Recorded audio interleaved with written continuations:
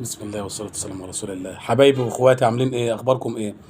جاي لكم النهارده في فيديو جديد بيتكلم عن اخبار. كان المفروض الفيديو دوت ينزل امبارح بس اجلناه.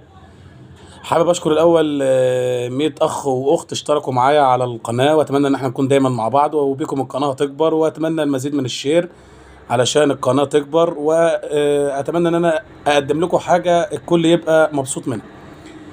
النهارده احنا جايين هنقول شويه اخبار وهنتوقع ماتش القمه. طبعا النهارده الاهلي والزمالك هنجيله في اخر الفيديو. ماتش الاهلي والزمالك النهارده القمه هيبقى الماتش الساعه 8، وهيبقى لنا توقع كده بسيط عن التشكيل، الغيابات، الناس اللي رجعت، تشكيل المباراه المتوقع، النتيجه المتوقعه. يعني نتمنى ان الفيديو يعجبكم ان شاء الله. اشتراكات كتير، لايكات كتير، ودايما نكون مع بعض. النهارده في اول خبر معانا بيتكلم على مؤتمر هانز فليك مدرب برشلونة. عمل النهارده مؤتمر صحفي تمهيدا للمباراة بتاعه اوساسونا اللي جايه يوم السبت في الجولة 34. المباراة اللي هتكون على ملعب الصدار، ملعب اوساسونا. واكد هانز فليك على عودة رافينيا وعلى عودة كمان مارك برنال وحصولهم على بعض من الدقائق، على دقائق لعب في مباراة اوساسونا بعد حصولهم على التصريح الطبي. الخبر الثاني معانا وهو تأييد مطلق لجياني انفانتينو رئيس الاتحاد الدولي لترشحه لفترة جديدة في رئاسة الاتحاد الدولي. أعلن الاتحاد المصري عن دعمه الكامل لترشح جياني انفانتينو لفترة قادمة. الفترة هتكون من 2027 ل 2031. جاني انفانتينو كان خد الفترة اللي قبل ديت، كان خدها بالتزكية، محدش اترشح قصاده. السنة دي هيكون في ناس مترشحة، وكمان حصل انفانتينو على تأييد من اتحادات في أمريكا الجنوبية وفي آسيا وفي أفريقيا. وأعلن الاتحاد السعودي امبارح برضه تأييده لترشح جياني انفانتينو.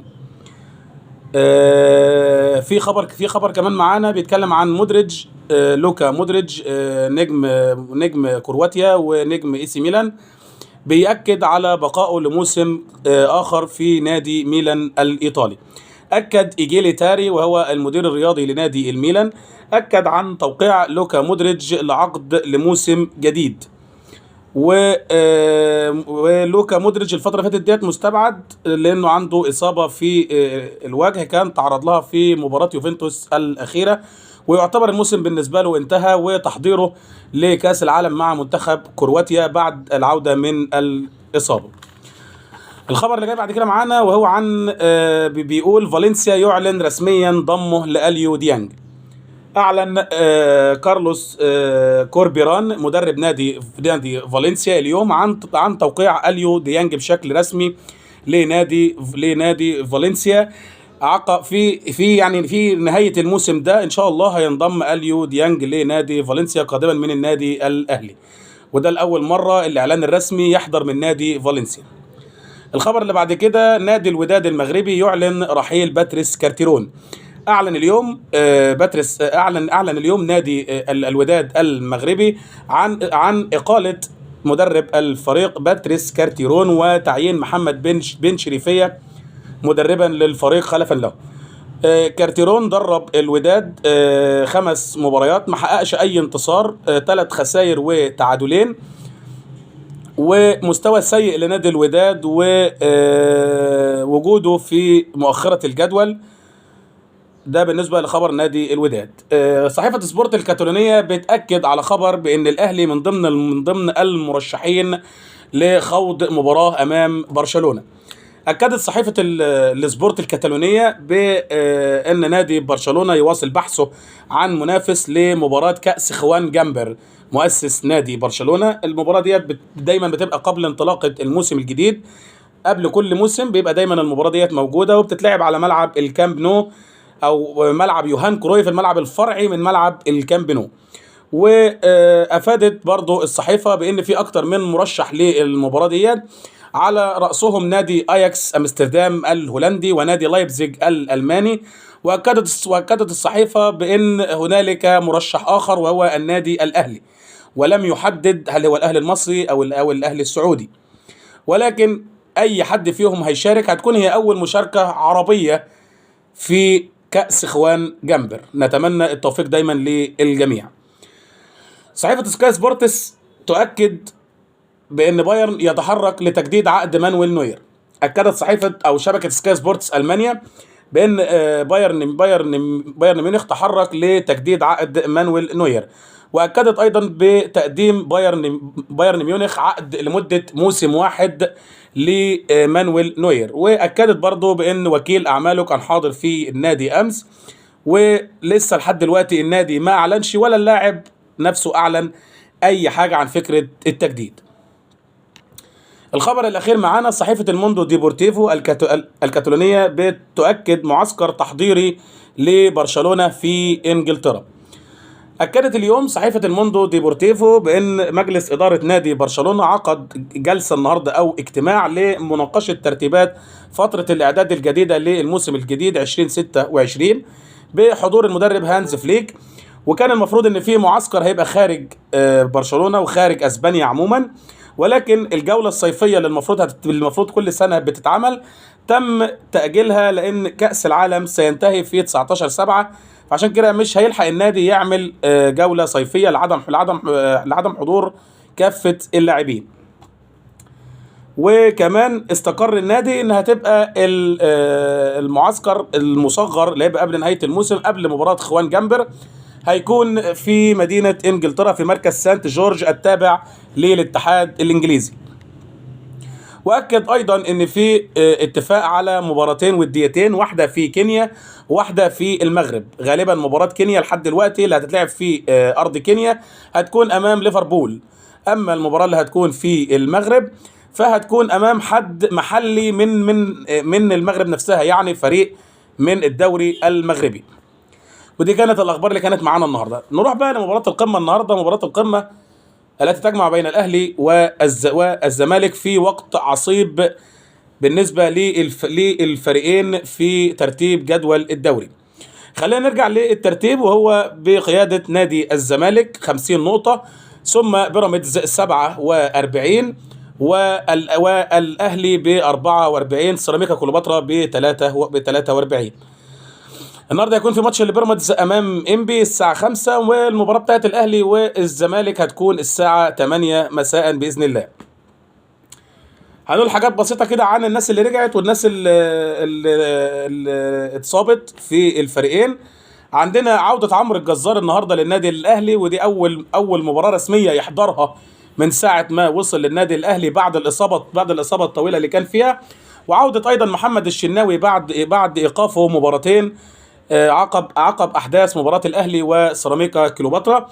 وايضا عوده زيزو، بالاضافه كمان لحسين الشحات بعد ايقافه لمباراه واحده. عوده زيزو اللي كان شك فيه الاصابه ليه في الماتش اللي فات ولكنه جاهز للمباراه.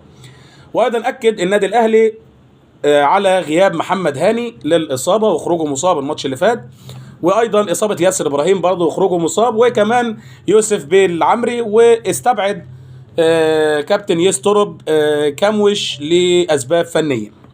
اما بالنسبه للزمالك كان غياباته ابرزها كان عمر جابر طبعا اللي بنتمنى له كلنا الشفاء في الاصابه الاخيره ليه في مباراه انبي، وكمان عمرو ناصر ومحمود جهاد واحمد حسام للاصابه، وخروج احمد حمدي وسيف جعفر لاسباب فنيه. فيكون عندنا التشكيل المتوقع النهارده لنادي الزمالك: المهدي سليمان زي ما هو في حراسه المرمى. من رايي المهدي سليمان يستحق وجوده في قائمه منتخب مصر لكاس العالم 2026 على حساب اي حد. المهدي سليمان مقدم موسم هايل السنه دي مع نادي الزمالك. زي ما قلنا المهدي سليمان ده بقى نفس الخطه 4-2-3-1. المهدي سليمان، احمد ابو الفتوح وحسام عبد المجيد ومحمود الونش، وهنشيل طبعا عمر جابر للاصابه وهنعوضه بمحمود بنتايك. وهيكون معانا كمان في نص الملعب محمد اسماعيل ومحمد شحاته، ممكن نبدل محمد اسماعيل بشيكو بنزا، وعوده عبد الله السعيد لتحت شويه يلعبها 4-2-3-1 او 4-3-3 على حسب الخطه بتاعه كابتن معتمد جمال. وضروري النهارده يرجع عدي الدباغ النهارده لمكانه، وكمان كابتن عبد الله السعيد واخوان الفينا. وفي الهجوم ناصر منسي، ممنوع اللعب في الخطه ناصر منسي، ويكون عنده اوراق رابحه بره زي احمد ربيع اللي انا اكدت الماتش اللي فات على ان هو مش في حالته، ولكن لو هو في حالته هيفرق مع نادي الزمالك. وكمان احمد شريف وسيف الدين الجزيري دولت اوراق رابحه لنادي الزمالك. اما بالنسبه للنادي الاهلي فهتكون تشكيلته زي ما احنا متعودين، برغم عوده الشناوي ممكن يقف الشناوي، ولكن نتوقع ان شوبير يفضل زي ما هو. طبعا في اصابه محمد هاني هننزل، ممكن ينزل هادي رياض، وفي اصابه ياسر ابراهيم يا اما احمد رمضان هيلعب، يا اما هتبقى لاول مره الاعتماد على عمرو الجزار جنب ياسين مرعي واحمد نبيل كوكا. واتوقع خروج محمد شريف من الخطه، وهنكمل بين مروان عطيه واليو ديانج. قدامهم هيبقى تريزيجيه وامام عاشور وزيزو، وفي الهجوم طاهر محمد طاهر. اوراق رابحه عند النادي الاهلي بره محمد علي بن رمضان واشرف بن شرقي وكابتن محمد شريف. نتمنى التوفيق للجميع. مباراة النهارده هتكون صعبة على على الفريقين. الزمالك محتاج ال3 نقط عشان يفضل في المركز الأول، والاهلي محتاج ال3 نقط علشان يوصل من 44 ل 47 ويقرب شوية من نادي بيراميدز اللي زي ما قلنا هيلعب الساعة 5. النادي الاهلي يتمنى خسارة بيراميدز علشان يبقى هو مضمن على المركز الثاني على الأقل في الفترة اللي جاية علشان الموسم الجديد، ونشوف ايه اللي هيحصل في المباراة. اتمنى التوفيق للجميع. انا توقعي انا بالنسبه لي هتكون يا اما هتنتهي بالتعادل يا اما بفوز النادي الاهلي ان شاء الله، ده تمني.